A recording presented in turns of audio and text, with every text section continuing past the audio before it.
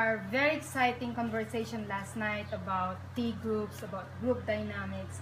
I'm very much interested to know more and hear more about your first experience with the T group at Bethel, Maine.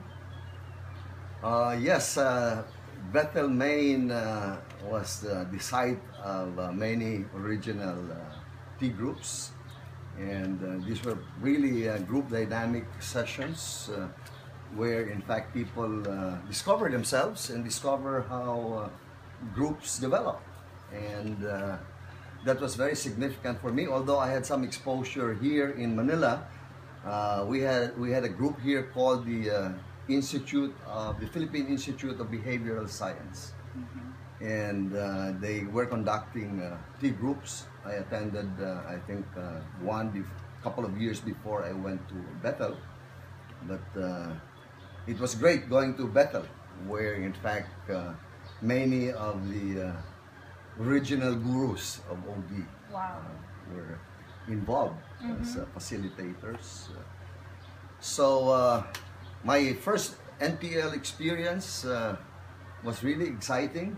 It was held in the beautiful setting of Maine, and I think it was a couple of weeks.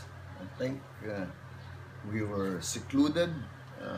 We got together with we were, I think, a group of about 15, and I got a lot of significant personal insights. One is really, how trust develops in a group of strangers. On reflection, the dynamics of group formation, because we would process what happened during the day. It was also, in a way, culturally new. I came from an Asian culture where the norms of openness and working with other people are slightly different from you and Dr. Parikh were probably the first Asian people at Bethel. Okay, yeah, this was in the early 70s. Yes. And yes, in fact, I remember I was the only Asian participant in that group.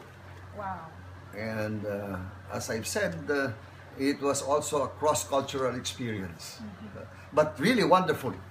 A lot of learning for me. And going back to your earlier question about forming a new internal OD group, in San Miguel, we did not advocate immersing all of our managers into T groups, but it was a definite must requirement.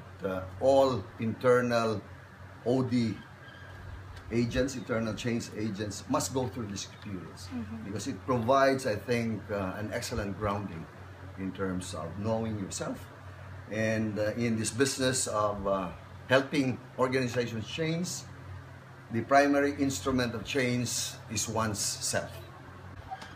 Here's my fourth question. As you know, the Jesuit education system has been a leader in teaching OD worldwide.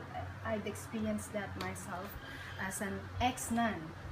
So you and I are Jesuit trained. Kindly share with me how important the Jesuit discipline and values have been impacted your practice. Very much so. The Jesuit philosophy, perspective in life, and the discipline they instill in their young wards, because I practically was exposed to Jesuit education from elementary all the way to my university days. Very important.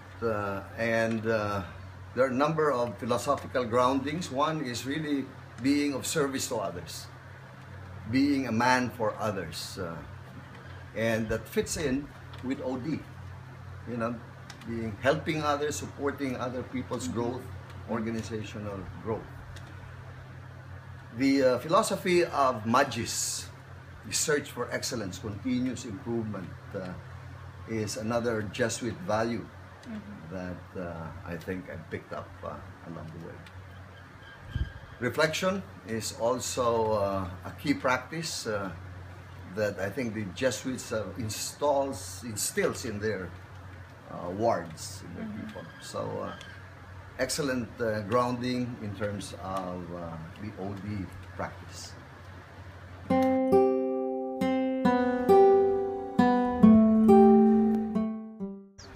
A competency is any characteristic that will help one be effective facilitating change.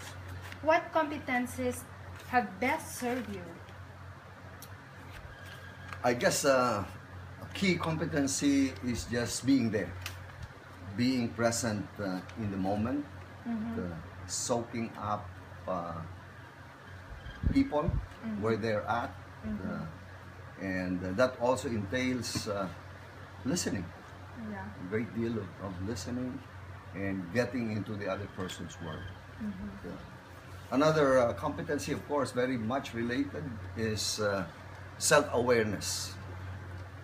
The number one competency of the first list by Ken Benny from NTL, self-awareness. Self-awareness. And you primarily develop self-awareness by reflection, again, examining yourself on a regular basis, getting feedback, and thinking of ways that you can continuously improve. A third competency would be facilitating. And facilitating, strictly speaking, means helping others communicate with one another effectively, helping others go through issues, helping groups make decisions, and very key competency. Chris Worley says that our profession is no longer to be primarily focused on plant change.